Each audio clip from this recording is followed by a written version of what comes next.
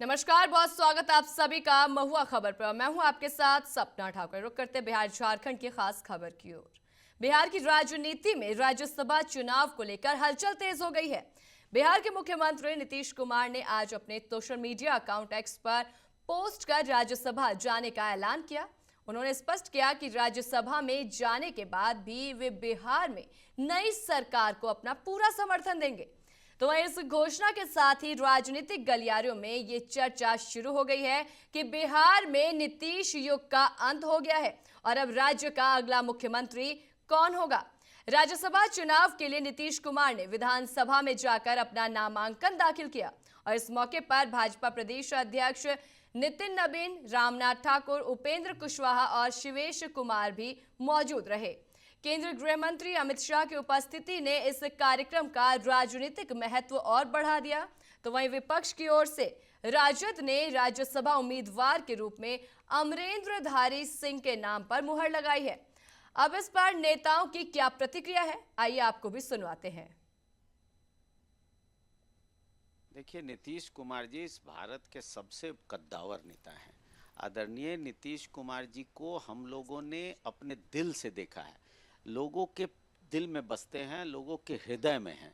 तो आदरणीय नीतीश कुमार जी जहां भी रहेंगे इस देश की सेवा करेंगे, जो काम भी करेंगे वो बहुत अच्छा करेंगे और इस देश को फ़ायदा होगा। बिहार को तो उन्होंने बहुत कुछ दिया, ऐसा दिया कि बिहार में अब मुझे नहीं लगता है कि वैसा कोई फिर से पैदा भी होगा। नहीं, स्वाभाविक है। कार्यकर्ता अगर नाराज नहीं होते तो पट्टा में कहाँ से आ जाते।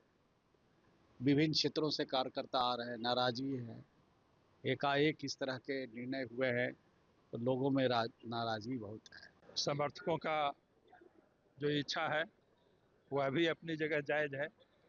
समर्थक तो चाहेंगे ही, बिहार के अन्य लोग भी चाहेंगे कि बिहार का वो सेवा करते रहें, लेकिन अब उनकी इच्छा हुई है।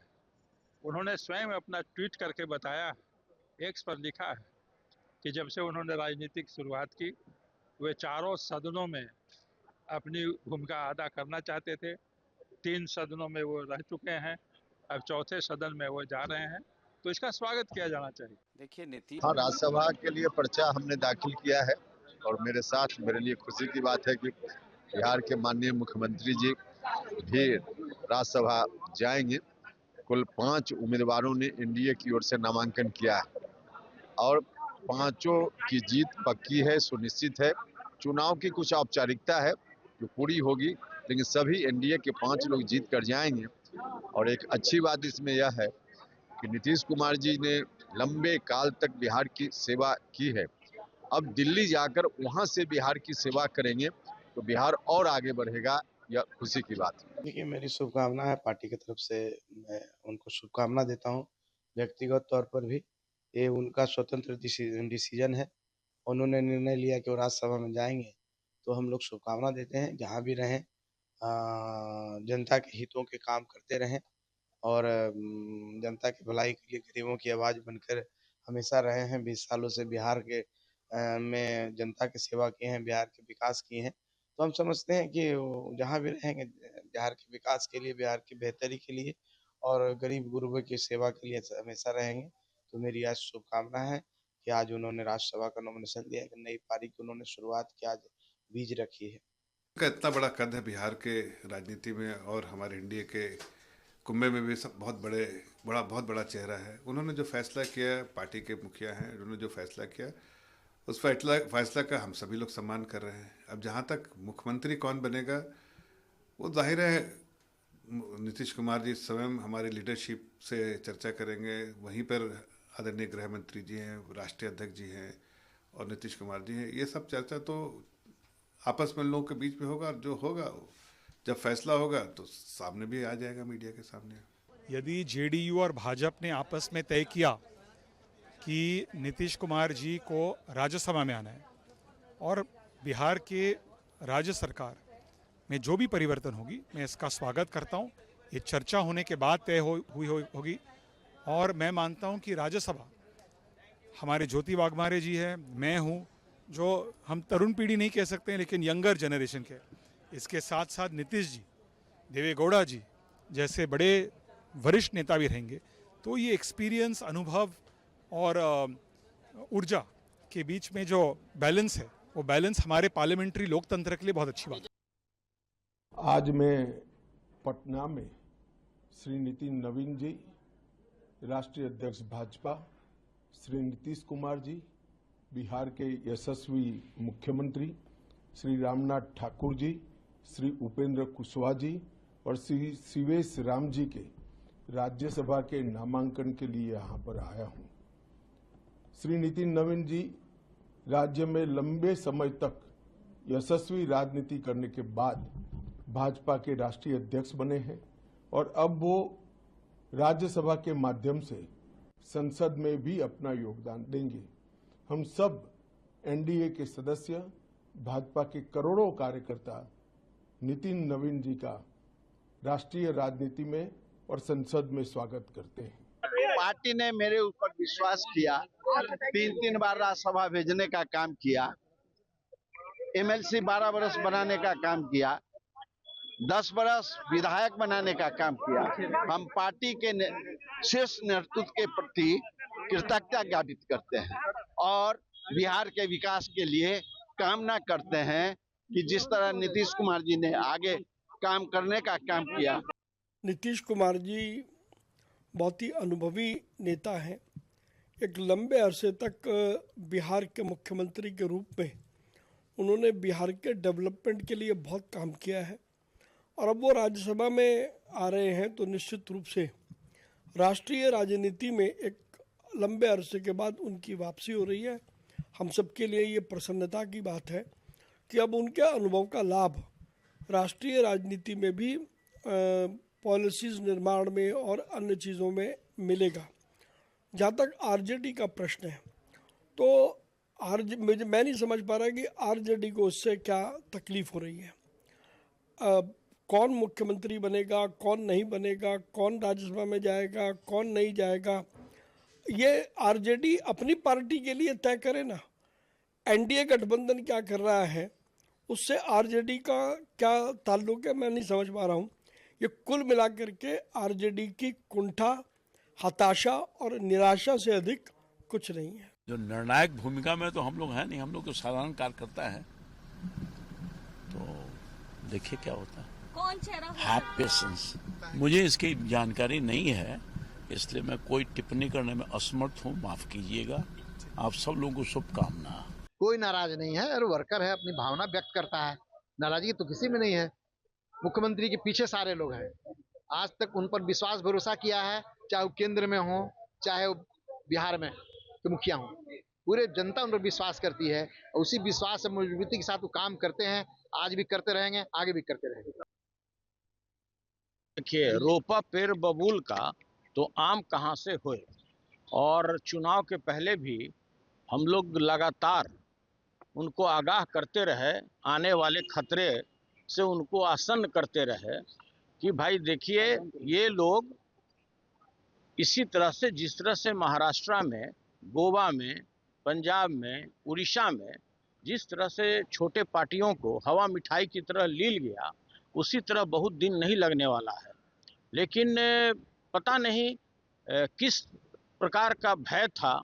हमें लगता है कि सृजन घोटाला हो, चाहे मुजफ्फरपुर वाला जो बालिका गृह कांड हो, या फिर नीट के आड़ में जिस तरह से बताया जा रहा था कि बड़े बड़े नेताओं का इसमें इन्वॉल्वमेंट है, तो कहीं ना कहीं इस तरह से जिस तरह से ये राष्ट्रीय पार्टी लोगों को ट्रैप करती है, लोगों को भयभीत करती है, उसी का यह कहीं ना कहीं इसी तरह का बू दिखाई देता है। तो बिहार में बड़े बदलाव और नीतीश कुमार द्वारा भरे गए नामांकन को लेकर तमाम नेताओं ने बड़ी प्रतिक्रियाएं दी हैं, अपनी प्रतिक्रियाएं सामने जाहिर की हैं। उसी के साथ जैसा आप तस्वीरों में देख रहे हैं आपके टीवी स्क्रीन पर, नीतीश कुमार, नितिन नवीन, रामनाथ ठाकुर, उपेंद्र कुशवाहा, शिवेश कुमार और अमरेंद्रधारी सिंह सभी ने नामांकन दाखिल कर दिया है। राज्यसभा के चुनाव को लेकर के नामांकन दाखिल किया गया है। इसी के साथ लगातार प्रतिक्रियाएं आ रही हैं, नेताओं के प्रतिक्रियाएं आ रही है सामने। बिहार के मुख्यमंत्री नीतीश कुमार ने अपने सोशल मीडिया अकाउंट एक्स पर पोस्ट करके राज्यसभा जाने का ऐलान किया, जिसके बाद नामांकन दाखिल किया गया है। वहीं आपको बता दें, इन तस्वीरों से आप समझ सकते हैं कि नामांकन की प्रक्रिया पूरी की गई है, नामांकन दाखिल कर दिया गया है। इसी के साथ उन्होंने स्पष्ट किया कि राज्यसभा में जाने के बाद भी वे बिहार में नई सरकार को अपना पूरा समर्थन देंगे। और इस घोषणा के साथ ही राजनीतिक गलियारियों में चर्चा शुरू हो गई है कि बिहार में नीतीश युग का अंत हो गया है और अब राज्य का अगला मुख्यमंत्री कौन होगा, इसे लेकर के तमाम अटकलें लगाई जा रही हैं। लगातार चर्चाओं का माहौल जो है वो गर्म हो गया है। बिहार में बड़ा बदलाव देखने को मिल रहा है क्योंकि लगातार नीतीश कुमार सीएम पद पर काबिज थे और जिसके बाद अब राज्यसभा का नामांकन जब से इन्होंने दाखिल किया है तब से ये एक बहुत बड़ा सवाल खड़ा हो गया है कि आखिर बिहार में मुख्यमंत्री का अगला चेहरा कौन होने वाला है, किसके नाम पे मुहर लगने वाली है। संभावित बहुत सारे नाम सामने आ रहे हैं, लेकिन अब इसका दावेदार कौन होने वाला है ये तो आने वाले वक्त में ही पता चलेगा। फिलहाल नीतीश कुमार ने नामांकन दाखिल कर दिया है, इन्हीं के साथ अन्य कई हैं जिन्होंने नामांकन दाखिल किया है। तो वहीं आपको ये भी बता दें कि लगातार आरजेडी की तरफ से पहले बयान आ रहे थे कि तेजस्वी यादव को सामने लाया जाएगा, लेकिन अब आरजेडी की तरफ से अब तेजस्वी यादव के नाम की भी मुहर नहीं लग रही है, मुहर हट चुकी है। मुहर जो लगी है उम्मीदवार के रूप में वो अमरेंद्रधारी सिंह है, उनके नाम पे मुहर लगी है। तो चलिए आपको बिहार का एक बड़ा फेरबदल ग्राफिक्स के जरिए समझाते हैं। तो सीएम की कुर्सी किसके नाम होगी, इसमें बीजेपी की तरफ से सम्राट चौधरी का नाम शामिल हुआ है। जो सामने आया बीजेपी की तरफ से वो सम्राट चौधरी का नाम है। इसी के साथ अगर हम दूसरे नाम की बात करें तो विजय कुमार सिन्हा का नाम भी इसमें शामिल है। सीएम की कुर्सी के दावेदारों के नाम लगातार सामने आ रहे हैं जो कि संभावित नाम हो सकते हैं। इसमें दिलीप जायसवाल जो कि बीजेपी की तरफ से, इनका भी नाम इसमें शामिल है कि मुख्यमंत्री की कुर्सी पे आखिर कौन काबिज होगा। तो ये समय आने पर ही पता चलेगा। हालांकि अभी बीजेपी ने कुछ नामों की घोषणा की है जिसमें नित्यानंद राय, सूत्रों के हवाले से ये जानकारी लगातार मिल रही है। जहां नित्यानंद राय हैं बीजेपी की तरफ से, संजीव चौरसिया है, सम्राट चौधरी है, विजय सिन्हा है, इनके तमाम नाम सामने आ रहे हैं जो कि मुख्यमंत्री की कुर्सी पे ये काबिज हो सकते हैं। बीजेपी ने जनक राम का भी नाम इसमें शामिल किया है। तो ये तमाम ऐसे नाम हैं जो मुख्यमंत्री की कुर्सी पे काबिज होने वाले ऐसे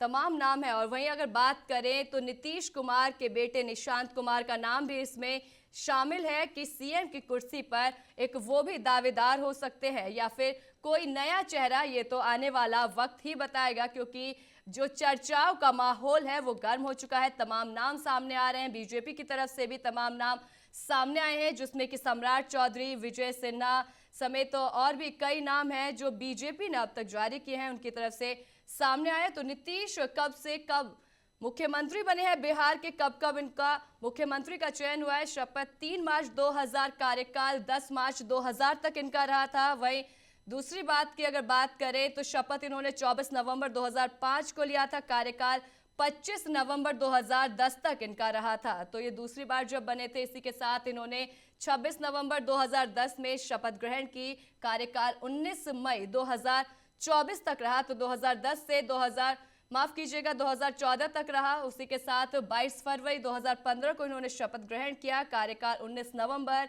2015 तक रहा। तो यानी कि 22 फरवरी से 19 नवंबर तक इनका कार्यकाल रहा। इन्होंने फिर उसके बाद 20 नवंबर 2015 को शपथ ग्रहण किया, जिसके बाद 2017 26 जुलाई 2017 तक इनका कार्यकाल रहा, जिसके बाद इन्होंने 27 जुलाई 2017 को शपथ ग्रहण किया, कार्यकाल 12 नवंबर 2020 और 16 नवंबर 2020 से 9 अगस्त तक इनका कार्यकाल रहा था। शपथ ग्रहण इन्होंने 10 अगस्त 2022 से शुरू कर इनका कार्यकाल 28 जनवरी 2024 तक रहा। तो यानी कि 2022 से 2024 तक ये मुख्यमंत्री के तौर पर काबिज रहे। और वहीं अगर बात करें तो 28 जनवरी 2024 से 19 नवंबर 2025 तक इनका कार्यकाल रहा था। तो वहीं आपको बता दें कि इसके बाद इन्होंने 20 नवंबर 2025 को शपथ ग्रहण किया था मुख्यमंत्री पद का, जिसके बाद आज नामांकन दाखिल किया है। तो अब तक इनका कार्यकाल चला है। तो वहीं हम समझते हैं बिहार की राजनीति में अब नया अध्याय क्या है। नीतीश कुमार के बेटे निशांत कुमार की एंट्री पर चर्चा है। परिवार और दोस्तों के बीच निशी नाम से जाने जाते हैं नीतीश कुमार के बेटे। जन्म इनका 20 जुलाई 1975 में हुआ था। जिनका अब राजनीति में जिनकी एंट्री हो गई, जिनके एंट्री को लेकर चर्चा तेज हो गई है लगातार। पटना के सेंट कैरन स्कूल से पढ़ाई की, इन्होंने शुरुआती पढ़ाई की थी। तो इनकी जो पढ़ाई है शुरुआती वो पटना से हुई है और आगे की पढ़ाई मसूरी के मनावा भारती इंडिया इंटरनेशनल स्कूल से की है इन्होंने। तो वहीं आपको ये भी बता दें कि नीतीश कुमार के बेटे की चर्चा लगातार राजनीति में देखी जा रही है। Birla institute of technology Mishra से सॉफ्टवेयर इंजीनियर की इन्होंने डिग्री भी हासिल की है। तो इन्होंने सॉफ्टवेयर इंजीनियरिंग की पढ़ाई की है। वहीं बात करें तो बीआईटी मेसरा में पहले 2 साल तक किसी को भी नहीं पता था कि वो सीएम के बेटे यानी कि एक साधारण छात्र के रूप में उन्होंने पढ़ाई की है। लो प्रोफाइल जीवन और राजनीति से लगातार निशांत कुमार ने दूरी बनाई हुई थी, साधारण जीवन जी रहे थे और सबसे बड़ी बात कि अब तक किसी को नहीं पता था उनके पढ़ाई के जीवन में कि कई सालों तक कि वो सीएम के बेटे हैं। 2019 के जल जीवन हरियाली मिशन का इन्होंने इसमें हिस्सा थे। 2017 में कहा था कि राजनीति में कोई रुचि नहीं है। तो निशांत कुमार का एक बयान भी आया था 2017 में जिसमें उन्होंने ये कहा कि उनका कोई भी रुचि उनकी राजनीति में नहीं है। अब जेडीयू कार्यकर्ताओं की मांग पर सक्रिय राजनीति की चर्चा भी समझ आ रही है। तो वहीं अगर हम बात करें कि सम्राट चौधरी कौन है, उनके बारे में आपको बता दें 1990 में राजनीति में इनकी सक्रिय एंट्री हुई थी। तो सम्राट चौधरी की 1990 में एंट्री हुई। 1999 में बिहार के कृषि मंत्री बने थे सम्राट चौधरी और जिसके बाद बीजेपी ने एक दावेदार का नाम घोषित किया है जिसमें सम्राट चौधरी का नाम भी है। परबत्ता से 2 बार विधायक चुने गए हैं सम्राट चौधरी। तो ये तमाम बातें हैं सम्राट चौधरी की जो हम आपको ग्राफिक के जरिए समझा रहे हैं। 2010 में विपक्ष के एक मुख्य सचेतक बने थे। तो सम्राट चौधरी 2010 में विपक्ष के मुख्य सचेतक के तौर पे भी सामने आए थे। आरजेडी और जेडीयू से राजनीतिक सफर काफी गहराई से जुड़ा रहा है इनका। तो लगातार आपको बता दें कि आरजेडी और जेडीयू से भी इनका राजनीतिक सफर पे काफी प्रभावित है। 2014 में 13 विधायकों के साथ मिलकर बागी गुट बनाया था। तो ये तमाम जानकारी आपको दे रहे सम्राट चौधरी के बारे में। लगातार 2014 में बीजेपी में सम्राट चौधरी शामिल हो गए थे। तो सम्राट चौधरी भी एक दावेदार है मुख्यमंत्री पद के। जो बिहार में अब बड़ा सियासी उलटफेर होने वाला है उसको लेकर के 2 जून 2014 को नगर विकास और आवास मंत्री के रूप में सम्राट चौधरी ने शपथ ली थी। तो आपको बता देते हैं इसके साथ ही वर्तमान में बिहार के डिप्टी सीएम के पद पर तैनात है सम्राट चौधरी। उप मुख्यमंत्री के तौर पर बिहार में तैनात है सम्राट चौधरी जो 1990 में राजनीति में इनकी जो है वो सक्रिय एंट्री इन्होंने की थी। सम्राट चौधरी भी एक मुख्य दावेदार के तौर पर सामने आए हैं। सीएम पद के एक मुख्य दावेदार जो बीजेपी ने अभी नाम सामने लाया है उसमें एक नाम सम्राट चौधरी का भी है। तो ये तमाम तस्वीरें आपको दिखा रहे हैं जिसमें नीतीश कुमार, नितिन नवीन, रामनाथ ठाकुर, उपेंद्र कुशवाहा, शिवेश कुमार और अमरेंद्र सिंह तमाम ऐसे लोग हैं, 6 लोग हैं जिन्होंने अपने नामांकन दाखिल किए हैं। राज्यसभा चुनाव को लेकर ये 6 नामांकन दाखिल किए गए हैं जिसपे कि अब बिहार की राजनीति में एक बड़ा बदलाव भी देखने को मिल रहा है। और साथ ही जो आपको अहम बात बताएं तो बिहार के मुख्यमंत्री नीतीश कुमार ने सोशल मीडिया अकाउंट पर पोस्ट करके राज्यसभा जाने का खुद से ऐलान किया है। और इसी के साथ उन्होंने ये भी स्पष्ट किया कि राज्यसभा में जाने के बाद भी वो बिहार में नई सरकार को अपना पूर्ण समर्थन देंगे। यानी कि सीएम के पद पे जो भी काबिज होगा, जो भी सरकार है उसको नीतीश कुमार का पूर्ण समर्थन मिलेगा। और सबसे अहम बात कि नामांकन के समय अमित शाह भी, गृह मंत्री अमित शाह भी इस दौरान मौजूद रहे थे जिससे कि ये और भी ज्यादा चर्चा में आ चुका है। नीतीश कुमार ने नामांकन भर दिया है। एनडीए ने 5 नामों पर मुहर लगा दी है और एक इसी के साथ बात करें तो आरजेडी ने भी अमरेंद्रधारी सिंह के नाम पर मुहर लगाई है। उन्होंने भी अपना नामांकन दाखिल कर लिया है।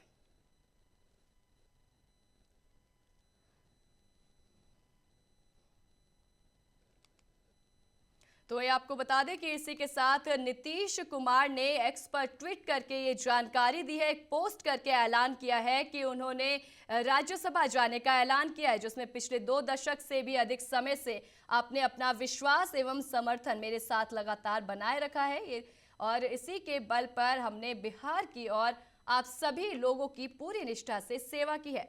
आपके विश्वास और समर्थन की ही ताकत थी कि बिहार आज विकास और सम्मान का नया आयाम प्रस्तुत कर रहा है।